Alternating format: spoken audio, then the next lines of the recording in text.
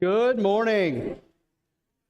It is time to begin today, so if you want to go ahead and take your seats and continue with us today as we go through our lesson, our series that we're going through with the Foundations, the Gospel Advocate Foundations books, He Was Here.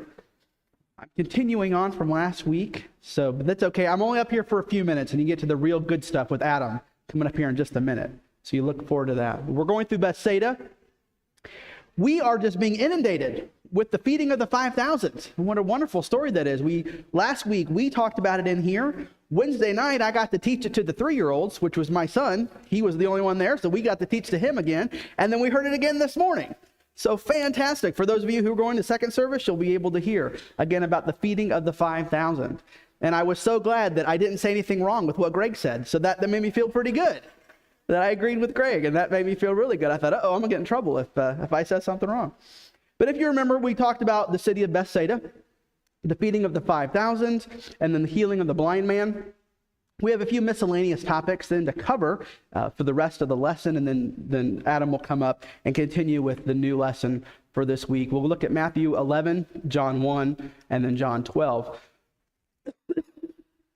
Woe to you, Chorazin! Woe to you, Bethsaida! For if the mighty works which were done in you had been done in Tyre and Sidon, they would have repented long ago in sackcloth and ashes. This is Jesus talking in Matthew 11, then in John chapter 1. The following day, Jesus wanted to go to Galilee, and he found Philip and said to him, "Follow me." Now Philip was from Bethsaida, the city of Andrew and Peter. Philip found Nathanael and said to him, "We have found him of whom Moses in the law and also the prophets wrote, Jesus of Nazareth, the son of Joseph." Now there were this is in John 12. Now there were certain Greeks among those who came up to worship at the feast. And when they had come to Philip, who was from Bethsaida of Galilee, and asked him, saying, "Sir, we wish to see Jesus," Philip came and told Andrew, and in turn Andrew and Philip told Jesus. But Jesus answered them, saying, "The hour has come that the Son of Man should be glorified. Most assuredly I say to you, unless a grain of wheat falls unto the ground and dies, it remains alone. But if it dies, it produces much grain. He who loves his life will lose it, and he who hates his life in this world will keep it for eternal life. If anyone serves me, let him follow me. And where I am, there my servant will also be. If anyone serves me, him my Father will honor." So we see a few things this morning. First of all, the message that was being given. This again was back in the first scripture. Woe to these different cities. And Jesus is expressing his disappointment in these people. And isn't that the worst? I always hated that when I was growing up, and my mom would say to me, "I'm not mad, I'm disappointed." And that would always cut deeper than the anger. No, give me the anger. The anger will be over much quicker. We can get past the anger. The disappointment hurts me even deeper because I know I've hurt you. And Jesus is expressing his disappointment in the people because of the wonders that he gave them. They begged for these wonders. Show us the wonders. Why would you hold them back from us? We are your people. Why wouldn't you show us these great things? And Jesus was saying, the places that I have gone, I have shown wonders and many things, and your attitudes have remained unchanged. And he's pointing out Tyre and Sidon, Gentile cities that were full of sin. If they were to be given the opportunity to repent, they would have taken it.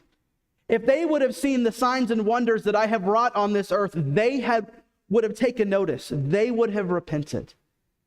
And that's the message that Jesus is giving today of his disappointment and the gall of the people to not respond. Many people came to follow Jesus because he healed them. Many came to Jesus because he fed them. And then there was a time that he said, "No longer will I heal, no longer will I feed." And it said many departed because that's what they were there for. And Jesus said, you need to be more than that. And it's a warning for us today. There are no longer miracles. Miracles have served their purpose. They were there to show the foundation of the laying of the church. They were there to separate those that we talked about last week who proclaimed to be the Christ. Men would come and proclaim to be the Christ, and they would show signs and wonders, some of them many mighty ones. But Jesus could do more wonderful things than them. When the apostles were able to do miraculous works, it showed that they were different and set apart And it was a demonstration of the foundation of the church, and no longer do we need miracles. Yet we see what God wroughts in our lives daily. We see the love that we have for one another. We see the blessings that God gives us. And if we fail in our faith and beg for more signs, we're no better than these people. So we need to understand that Jesus has shown us these things, and he's given us something much better than signs and wonders. He's given us the Word of God. And we have that here before us, and we need to make sure that our faith rests squarely on that. And then we see some miscellaneous meetings. We know that Philip was from the area of Bethsaida and was called by Jesus somewhere nearby, and that he brought Nathanael to Jesus through this. And then we see that some Greeks came to see Jesus, and they were not permitted to see him. I think the last couple are kind of cheating. I think the writer of this book was like, oh, it says the word, so let me put it in the lesson. He wasn't in Bethsaida when the Greeks came. He was in Jerusalem. It didn't really count, but it had the word Bethsaida in it, so he put it in the lesson. But we see the Greeks came to Jesus. They were not permitted to see Jesus. But Jesus shared again a lesson for his followers. To be a part of the kingdom is very important. To make sure that you're aware of what Jesus wants for you is the most important thing to be. And that was all that I had, Adam. If you want to come up here, thank you for that lesson. I get the fun part where I just get a little bit and I get to sit down and listen to Adam.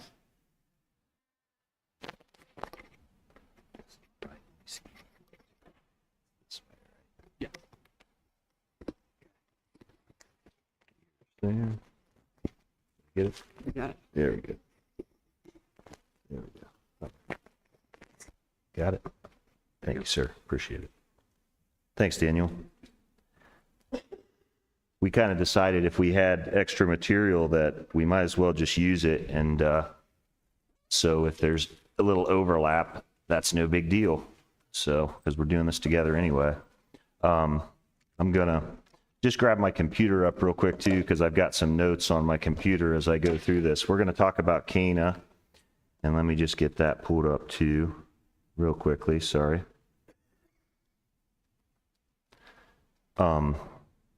Interesting, we were just talking about Philip from Bethsaida, and Daniel mentioned Nathanael, and Nathanael is from Cana. So we're going to talk about Cana of Galilee today. If I can get this pulled up for me too.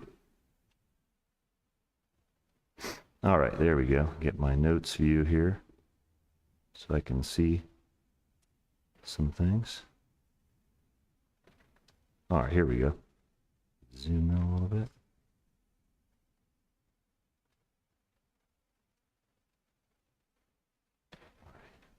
All right, there we go. I'm gonna have to take I'm getting to that age where I have to take my glasses off to do stuff too, which is a little frustrating, but Cana of Galilee. So, where is Cana? We'll do that first here, and I've got to get see if this is working. There we go.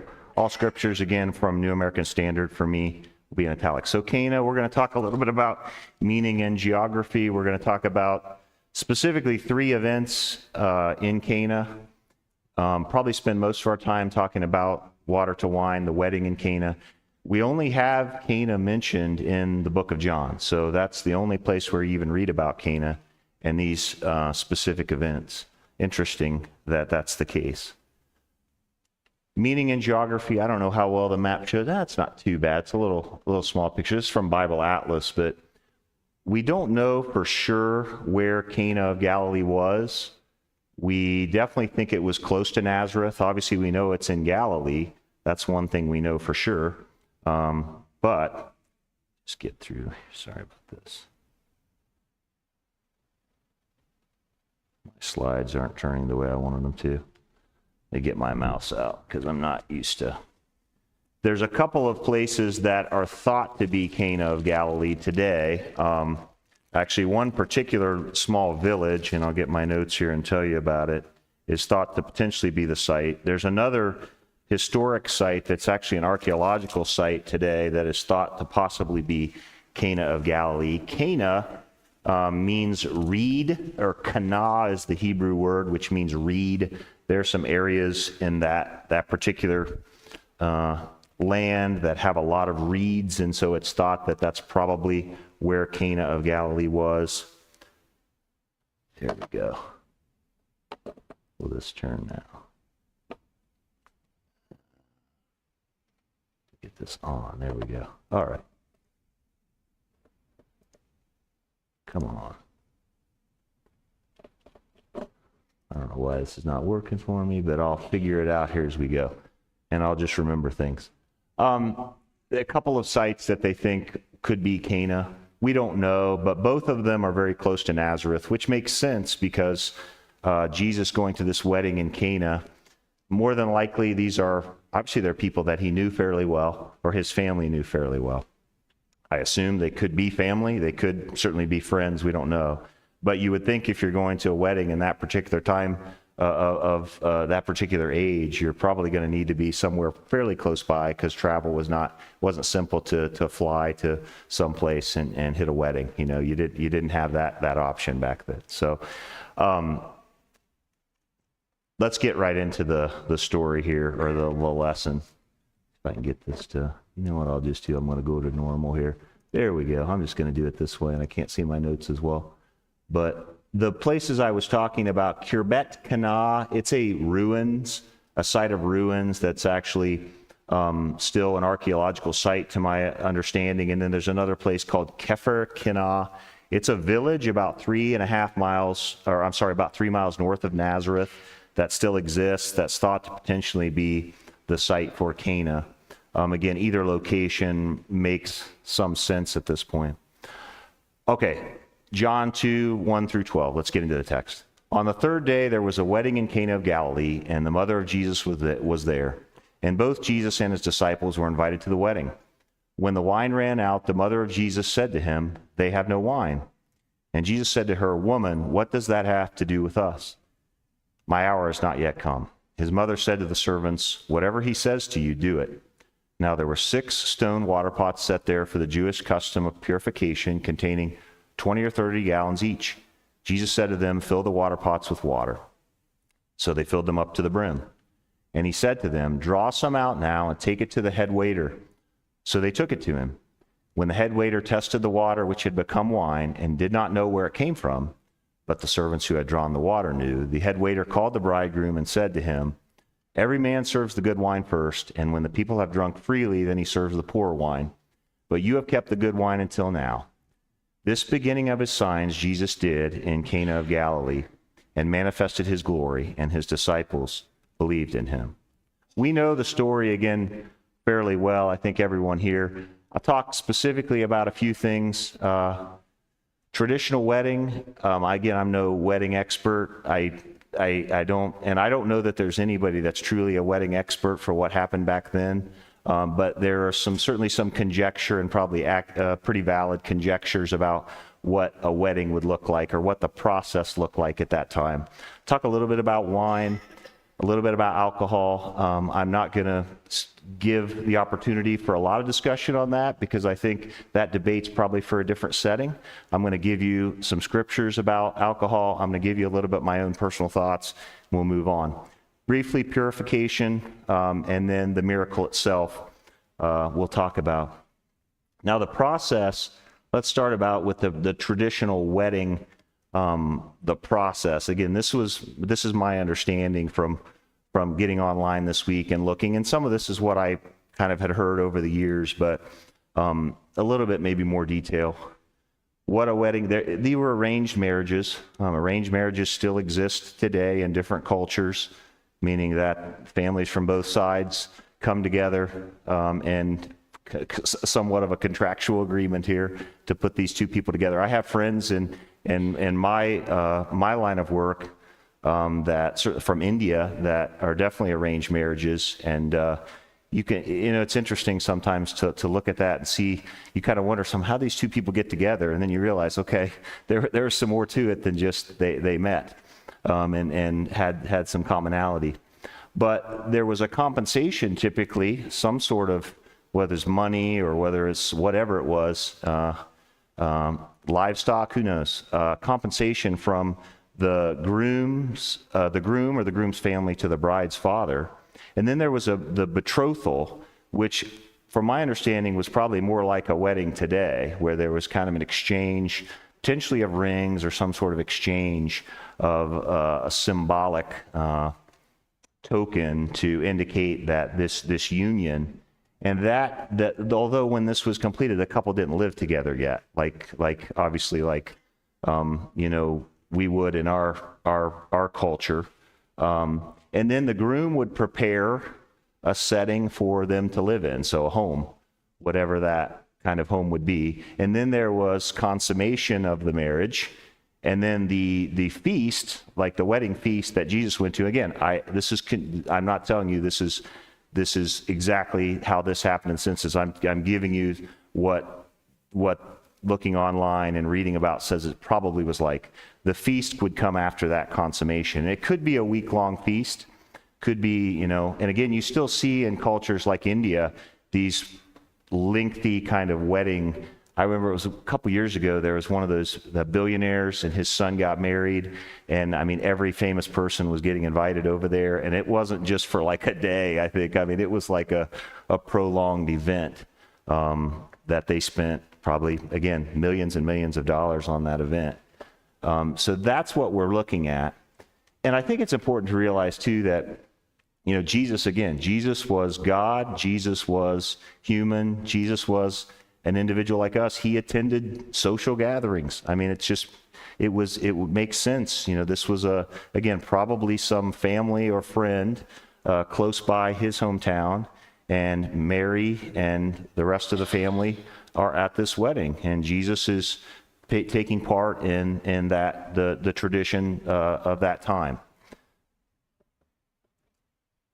Let's talk about the wine a little bit. So again, to my understanding, you didn't have a lot of drink options in the first century. Water and wine were probably about all you had option-wise, at least to my understanding. I had the chance to see, my wife and I had a chance to see Jerry Seinfeld and Jim Gaffigan on Friday night. It was really good. And Jerry did a whole bit on coffee and tea at the beginning and how coffee is better than tea. But again, they didn't have a lot of options here. You've got water or you've got wine. To my knowledge, there weren't a lot of other options. So what do we know about alcohol in the scriptures? Or what do we know about wine in the scriptures, I should say, first and foremost? What do we know about it? Well, we know that we see aspects, or we see descriptions of use of wine in the Old Testament. And none of them that I saw we see specifically drunkenness in the Old Testament with some characters that are well known. None of the events go well when this happens. So there's a reason why, losing your ability to control your emotions and to control your actions is problematic. I'll give you the three that I found, and I think that most of them are well known. Noah, who I believe he planted a vineyard and he got drunk on his wine, and then one of his sons saw him in his nakedness, and that was certainly not culturally a good thing, and bad things happen from that. I think Noah ends up, and Daniel, somebody can correct me, I think he kind of curses his own son then.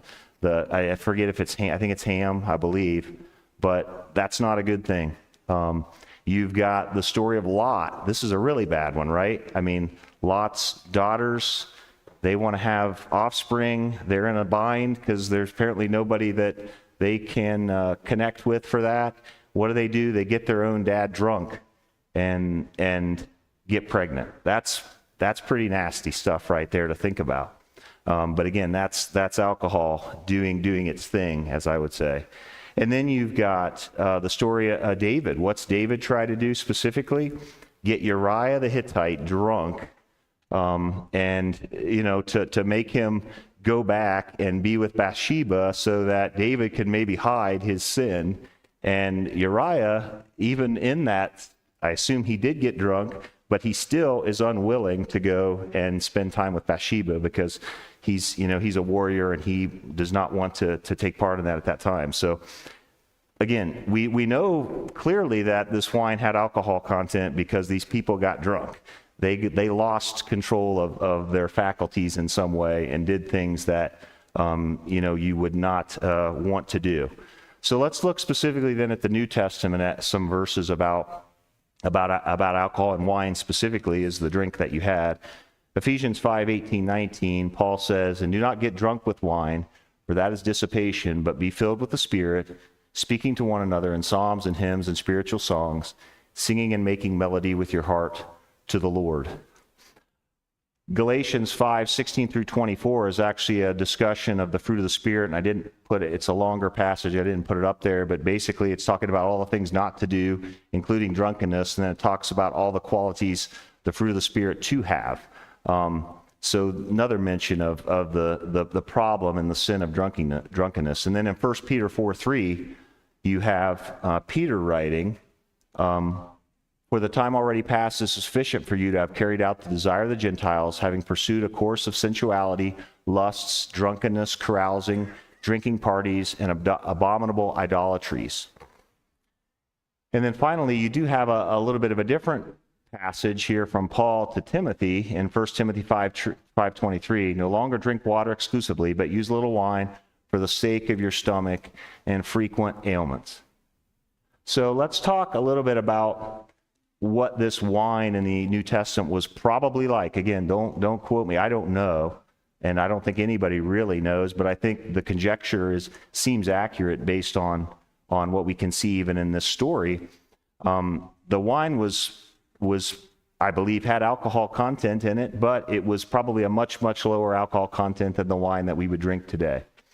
Probably 3% or less, whereas the wine today, to my knowledge, is usually in the 10 to 20% range.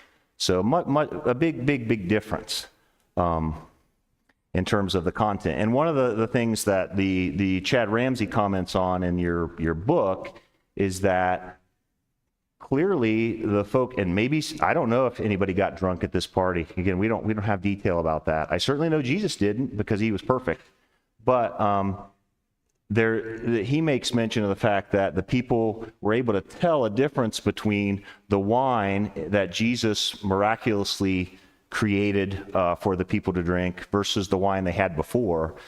I will tell you, I haven't spent a lot of time around drunk people, but I know typically when you're drunk, you're probably not going to think about what that tastes like versus what you had before, because your mind's not probably clear enough to even make that distinction. So I think that's an interesting point he made that I'd never thought about. But again, it had a lot less alcohol content, so getting drunk would obviously take a lot more consumption of the product. Again, you only had a couple options back then. You didn't have, you think about potable water. I mean, water that's really clean to drink. That was a bigger issue back then than it is today. Still an issue in certain countries. I've spent a little bit of time in a third world country, and we obviously don't drink the water that comes from the tap there. Everything I drank was from the Culligan man.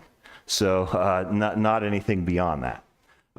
So there's one aspect of that. And then I'm just going to give you a little bit of my opinion about the situation. And again, I think this is one of those topics that in the business world you'd say you take it offline.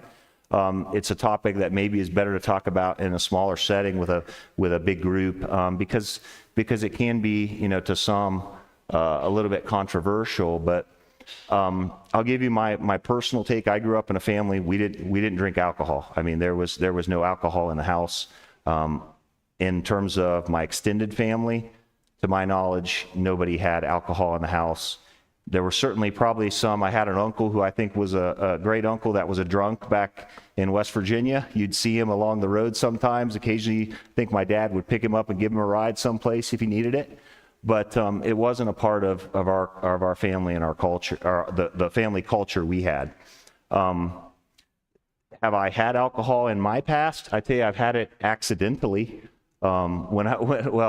When I was a kid, my parents, we were at a Busch Gardens, and I think I was probably 12 or 13, and my dad let me try a non-alcoholic beer at the plant, which technically you weren't supposed to let kids do that, but he let me try it, and I hated the taste of it, and that was a good start for me to say alcohol is not for me.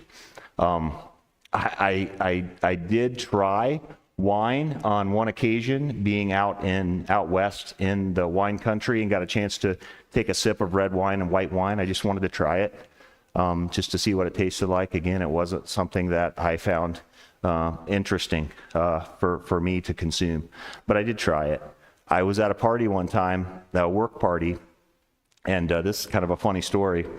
And there were these lemonades sitting out, and the kids were at the party. It was like a family event at one of my boss's house. And so I grabbed one of these lemonades because I assumed they're sitting out, and I took a couple of sips, and I'm like, well, this is a little different. It doesn't taste very good. I kind of felt a little bit of a little kind of weird in the head. And one of my coworkers who knows I didn't drink, she's like, Adam, that's got alcohol in it. And I said, okay, I won't have any more.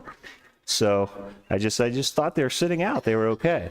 So also I would say from a health perspective, if you look at what the Surgeon General just came out here in the last few months and talks about alcohol and risks of cancer.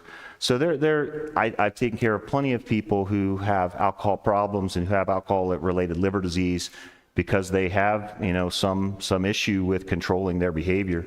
And if I've seen the horrors of alcoholic liver disease and the complications from that. So I think there's a lot of good reasons, not to consume alcohol, but I think the Peter passage talks too about social settings and, again, what can happen in that scenario. Bad things can happen sometimes when you let your guard down, and that's what alcohol can do. So I'll give you my personal take on it. I think it's one of those things that if you can avoid drinking alcohol, I think you're doing a good thing. If you are one of those persons that prefers a glass of wine now and then, or a little bit of something in the comforts of your home and you're not getting drunk, I certainly don't see anything in the Bible that would keep you from doing that. But again, I think it's one of those topics that can be controversial for some. And you have to pray about that. You have to think about it. You have to talk with others, I think, sometimes and get their thoughts on it. And I'm gonna move on from there. Like I said, I'm not really gonna open it up to a lot of discussion on that today because I want to be able to get through the rest of the material. And then finally, we talk about the purification, and I won't go back to the slide, but the big pots that Jesus used to turn the water or that water into wine, those pots were essentially big things of water for the Jews. They got unclean seemed like they could do about anything and you'd be unclean, and you gotta cleanse yourself. And so that's what that was technically there for. And he takes these big pots of water. There's plenty of water because you had a lot of people at this wedding. And he miraculously turns that into wine. And the miracle, clearly this was a miracle. It wasn't some sort of there should be no debate that the head waiter, who was probably like the MC of the wedding, I would say in today's world, he makes it clear that this was a good beverage that he was enjoying, and it was better than what had been produced before. And again, it would be a social faux pas, as Chad Ramsey said, for you to run out of your wine for your event. And so Jesus takes care of that for this couple, and they avoid the disaster that would have been, culturally and socially. Let's move on I want to talk about, in the book, it goes into the story about the nobleman first, but I wanted to quickly talk about Nathanael. We just talked about Philip from Bethsaida, as Daniel was talking about Bethsaida. Nathanael was from Cana, so they were close, not too far away from each other, the places, and then obviously these guys were friends that lived in nearby places. So this is John 1:43-51. The next day, Jesus, purposed to go into Galilee, and he found Philip. And Jesus said to him, "Follow me." Now Philip was from Bethsaida, of the city of Andrew and Peter. Philip found Nathanael and said to him, "We have found him of whom Moses in the law and also the prophets wrote, Jesus of Nazareth, the son of Joseph." Nathanael said to him, "Can any good thing come out of Nazareth?" Philip said to him, "Come and see." Jesus saw Nathanael coming to him and said of him, "Behold, an Israelite indeed, in whom there is no deceit." Nathanael said to him, "How do you know me?" Jesus answered and said to him, "Before Philip called you, when you were under the fig tree, I saw you." Nathanael answered him, "Rabbi, you are the Son of God. You are the King of Israel." And Jesus answered and said to him, "Because I said to you, that I saw you under the fig tree, do you believe? You will see greater things than these." And he said to him, "Truly, truly, I say to you, you will see the heavens opened and the angels of God ascending and descending on the Son of Man. Now, we believe Nathanael is the same individual as Bartholomew, that's as one of the apostles. Again, I think most scholars and commentators would make that connection, although it's not one of those definitive things. But the way Nathanael is spoken of, or the way Bartholomew is spoken of, it's typically following Philip, so it makes sense, the two of them together. There's another instance where like Thomas and Bartholomew are connected, and there's some scholars that kind of put those two things together. But we definitely believe he ends up being one of the apostles. Most people believe he was one of the apostles. We read that he's from Cana actually later in John. I believe it's John 21 or John 20 that we find that. But, there's another passage, and I'm going to pull it up here. I don't have it up there, but let me get it here. John, I think I have it marked here. John chapter 7, verses 40 through 44. The division of the people over Jesus. This is John 7, 40 through 44. Some of the people, therefore, when they heard these words were saying, "This certainly is the prophet." They're talking about Jesus. He had just been speaking. Others were saying, "This is the Christ." To others were saying, "Surely the Christ is not going to come from Galilee, is he? Has not the scriptures said that the Christ comes from the descendants of David and from Bethlehem, the village where David was?" So a division occurred in the crowd because of him, Jesus. Some of them wanted to seize him, but no one laid hands on him. So interestingly, Jesus he's from Nazareth. We know that he was born in Bethlehem, but his hometown was Nazareth. And Nathanael says, well, Nathanael, he knows the scriptures, for one thing. It's clear. He says, could any good thing come out of Nazareth? I also take from that maybe Nazareth, again, wasn't exactly, a great suburb of whatever area that was. And I'm not going to comment on any suburbs of Columbus to say that's not a great area to live, but maybe it had a little bit of a negative connotation to it as well. And he's like, can anything good come out of that place? So yeah, I'm not going to mention any place around here or any place around my hometown.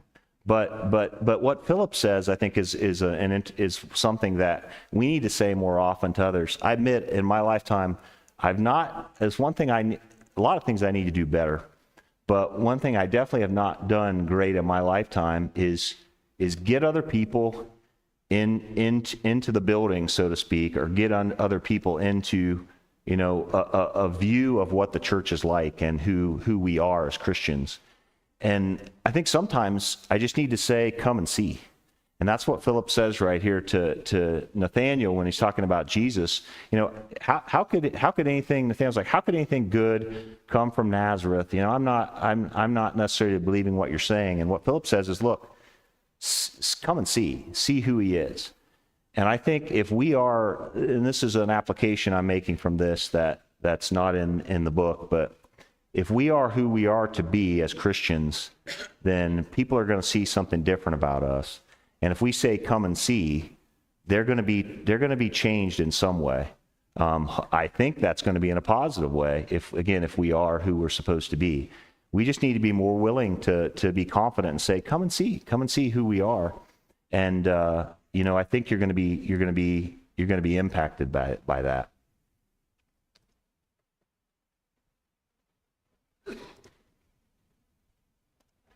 This next slide was kind of a slide, I think, this idea of coming and seeing.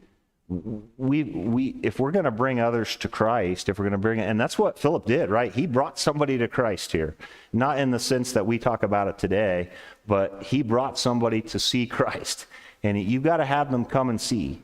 And if we're not acting as the church should, if we're not loving, if we're not showing that we're different than the world around us, then they're coming and seeing something that's not that impressive, and they're not going to walk away with much change. But if we are who we're supposed to be, they're going to notice a difference about us.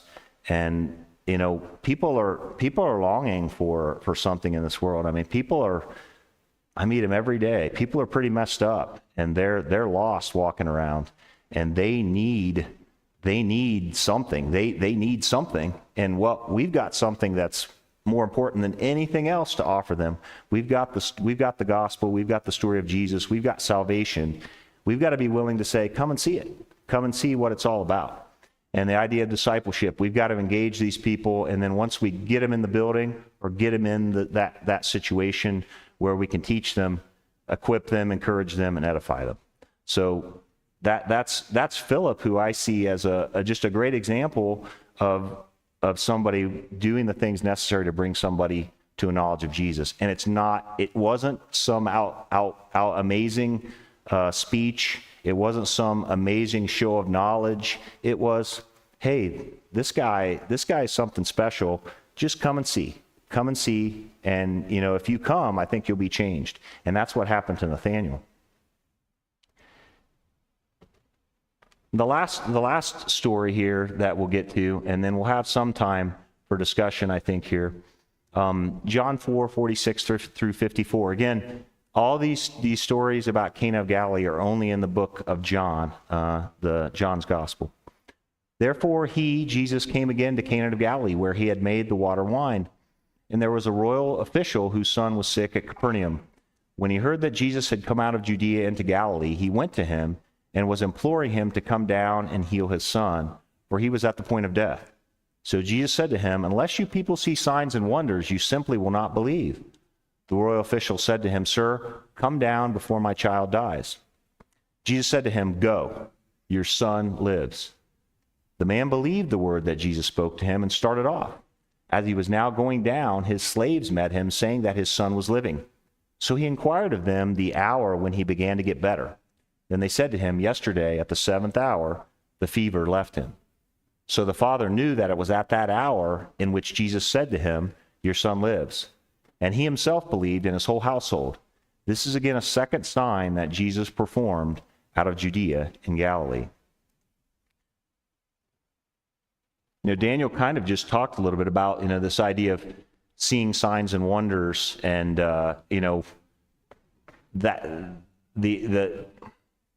that's what it took for some people. That's all it was they had to see it. Well, let's recognize this gentleman here.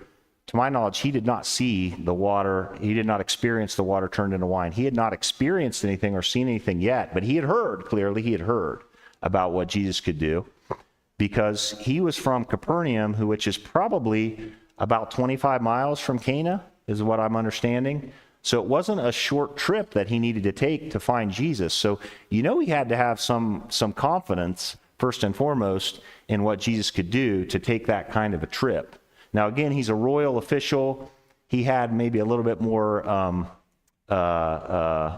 ability to do something like that than maybe an average person would, in terms of how to get there and how to pay for getting there. But he clearly had confidence in what Jesus could do. And then Jesus, and you could say, he's when he starts out here, the general attitude, again, was that from Jesus knew hearts, obviously, was that the belief that, the Galilean belief hinged on seeing these miracles. But again, this man had not witnessed anything, but he seems confident in Jesus' ability to heal his son. And Jesus seems to recognize that too. When, if you go back, he says, and the royal official said, "Sir, come down before my child dies." I mean, that's a confident statement, in my opinion. He's saying, "I know you can do it." And then not only does Jesus do it, though, he doesn't have to go down. He just says, "Go, your son lives." And this man, again, it says he believed the word that Jesus spoke to him. He believed it right then. He started off, and his belief is confirmed by his own servants when they meet him along the way. They're so excited, clearly, because somehow they're headed towards Cana to find him, and they meet halfway, and they're like, "Look, he's alive. He's doing well." And the whole household then subsequently believes. I think there's a lot of Christian songs now and that talk about faith that moves mountains. I found this, I give credit to the website there, but I've always, you think about the New Testament, and you think about the passage in Matthew, and I'm going to pull that passage up, Matthew 21, as we close here, Matthew 21.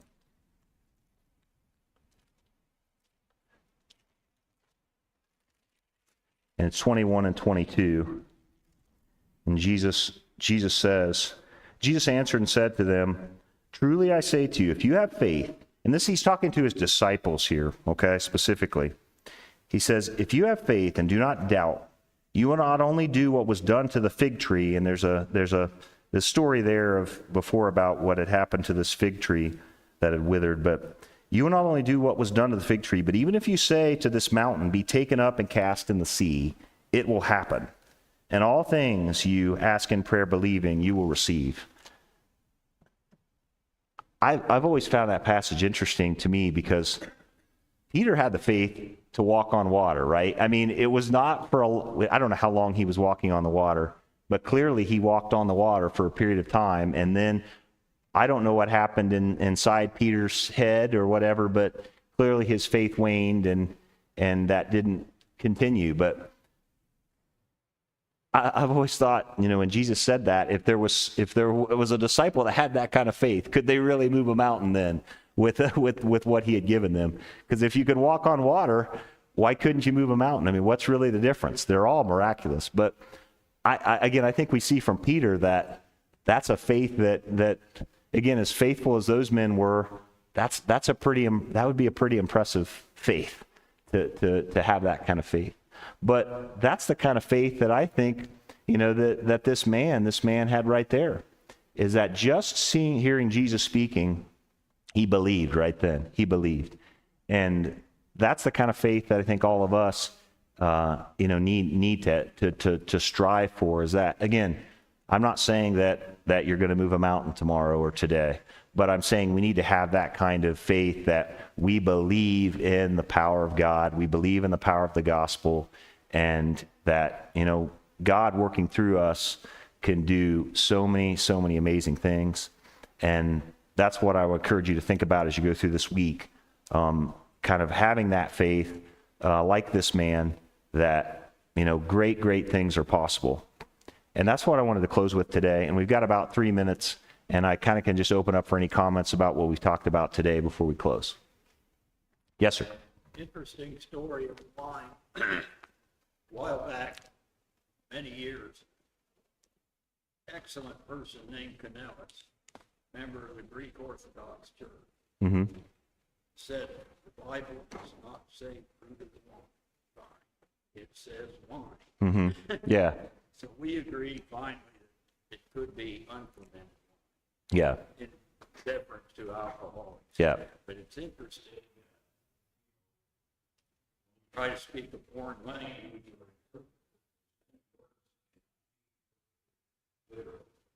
Such as out of sight, out of mind.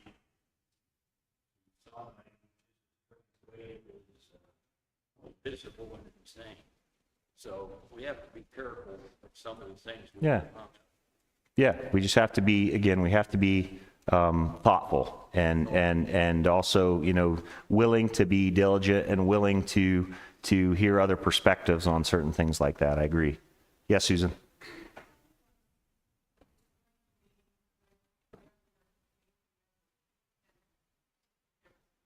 Yeah.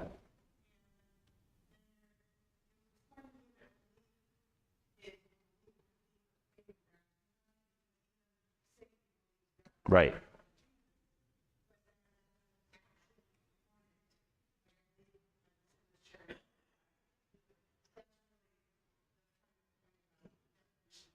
Right. Yeah.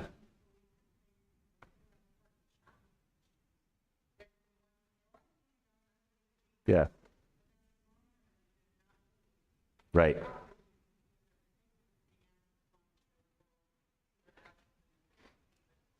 Right. Susan's just talking, if you didn't hear about belief and faith, and like even Satan believed, in Jesus, who he was, believed in God. But again, faith without works is dead. Faith without evidence of that faith is not real faith, is what I think you're saying, Susan. I totally agree. Yep. Anything else? I appreciate your time and listening. And then Daniel's back next week. I think it's Capernaum next week, correct? So, and then 2 weeks from today is Rob Long from Hope for Haiti's Children will be talking with us. Thank you so much. Have a great week.